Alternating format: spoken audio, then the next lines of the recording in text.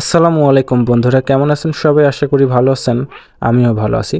দেখতে পারছেন আমি আমার খামারের জন্য নতুন একটি মোটর কিনেছি আর সেটাই আনবক্সিং করছি আর সেটি সেটিংও করব, সেটাই দেখাবো আপনাদের।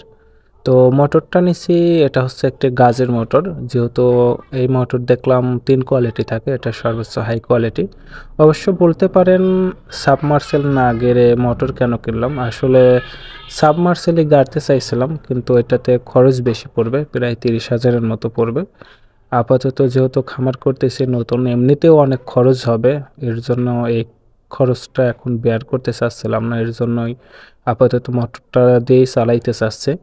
তো দেখা যাক 6 মাস গেলে আশা করি তার পরবর্তীতে সাবমার্সেলের বিষয়ে চিন্তা ভাবনা করব। আর ততদিন আশা করি আমার একটা গরু পালন করা হয়ে যাবে।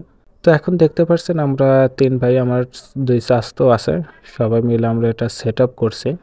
এই যে সেট আপ করছি দেখতে পাচ্ছেন। তো সেট আপ করার পরবর্তীতে হ্যাঁ, একটা কথা বলি, সেটা হচ্ছে এই যে আমার খামারের কাজ কিন্তু শুরু হয়ে গিয়েছে, দেখতে পাচ্ছেন ইট গাঁথার কাজ চলছে।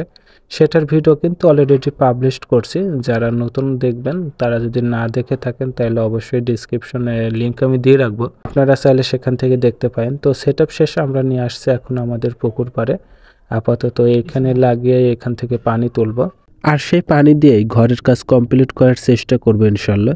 তো দেখতে পারছেন আমাদের সম্পূর্ণ মোটর সেট আপ করে পুকুরে সেট আপ করাও লাগানো শেষ হয়ে গেছে।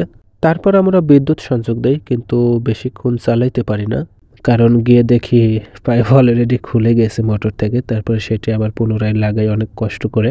যাই হোক, ভিডিওটি এখানে শেষ করব। শেষ করার আগে যে কথাগুলো না বললেই নয়, কোনো ভুলভ্রান্তি হলে অবশ্যই ক্ষমা সুন্দর দৃষ্টিতে দেখবেন।